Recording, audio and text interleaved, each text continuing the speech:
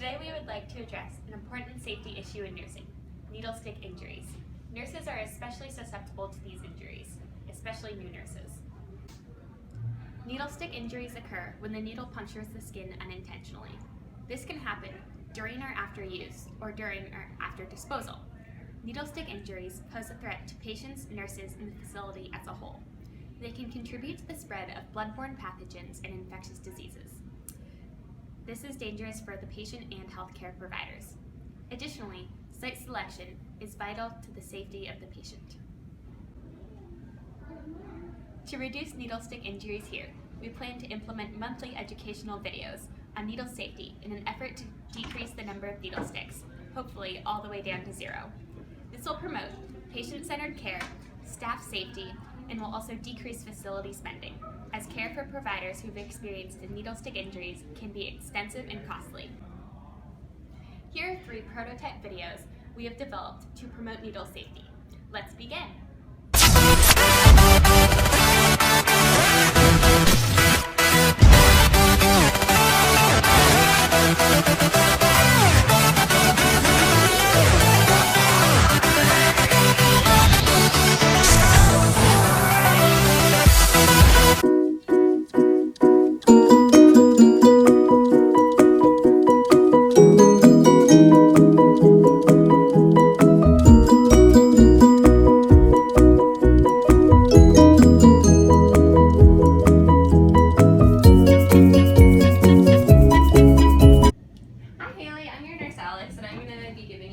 Injection today. Okay. I don't want it anywhere in my stomach or things like that though. That scares me. Okay. You don't look like you have a lot of fat here, but we'll try it anyway. Okay. Ow! I went through my finger. Stop. There is a better method. Let me help you. Okay, Haley, we're gonna give it into your stomach because there's just not enough fat here, but it won't hurt that bad, I promise. Okay. Site selection is very important, especially for very skinny patients like this one. There's not enough fat here to give her an injection. All right. See, that wasn't that bad. When giving injections, it's very important to find the safest site for the patient. To do this, we need to consider the patient's age, weight, medical condition, and amount of adipose tissue. This injection site should be free of bony prominences, lesions, and should have proper blood flow to the area. We also need to consider the volume, type, and viscosity of the medication. Subcutaneous injections are administered into the adipose tissue just below the epidermis and dermis. The site has few blood vessels, so it has a slow, sustained absorption rate. The sites include the outer aspect of the upper arm, the abdomen 1 inch away from the belly button, and the anterior aspect of the thigh.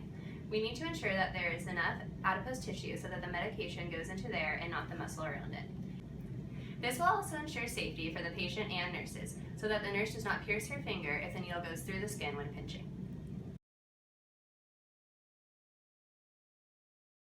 Intramuscular injections are injected into the muscle where there is a rich blood supply, so that it will be absorbed quickly and have a long duration. There is a bigger range of medications that can be used here in terms of the type and viscosity of the medication. The sites include the ventrogluteal, ventrodorsalis, and vastus lateralis, and deltoid. For IM injections, you want to aspirate to confirm proper placement of the needle into the muscle and not the blood vessel. You also want to Z-track to prevent leaking of the medication into the subcutaneous tissue around it.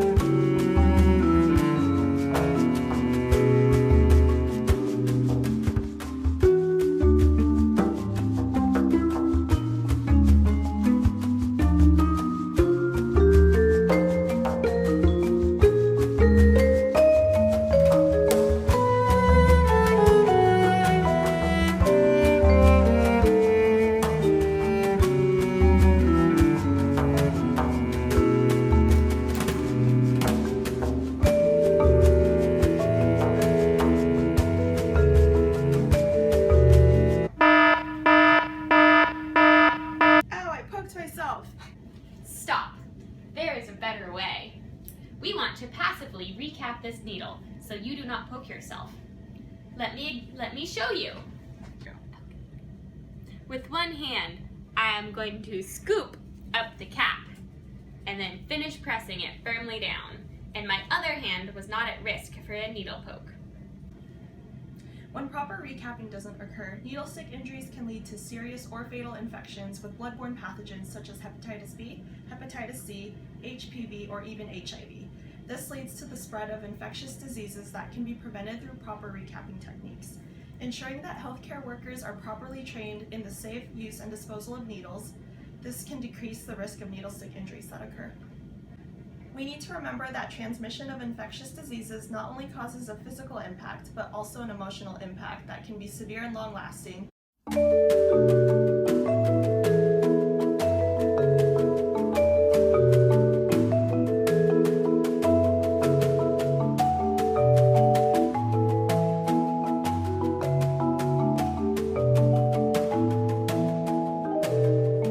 This is Haley. She's our new nurse practicing in the lab.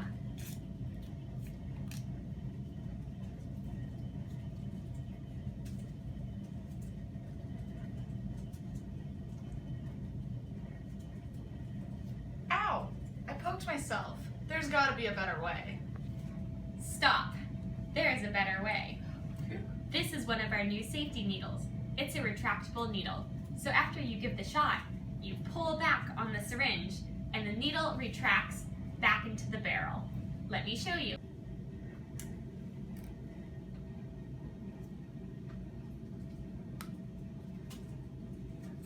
You have to pull it out. All safe.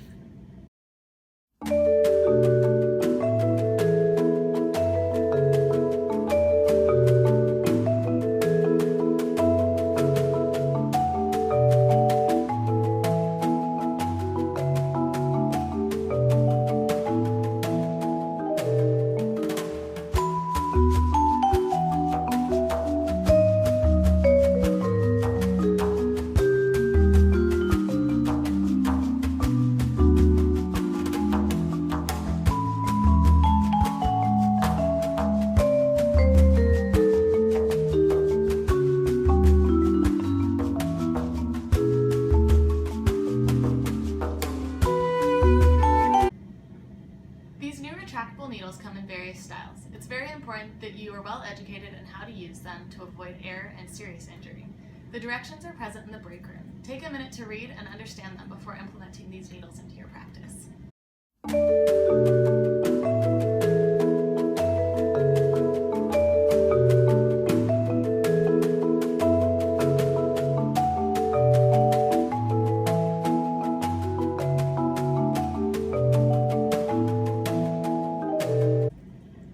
Hopefully you learned something today. Remember to use these techniques in your daily nursing practice. They are essential for keeping both the nurses and the patients safe. We will be keeping track of the number of needle sticks each month and will hopefully begin to notice a downward trend, showing that the implementation of these videos has been successful.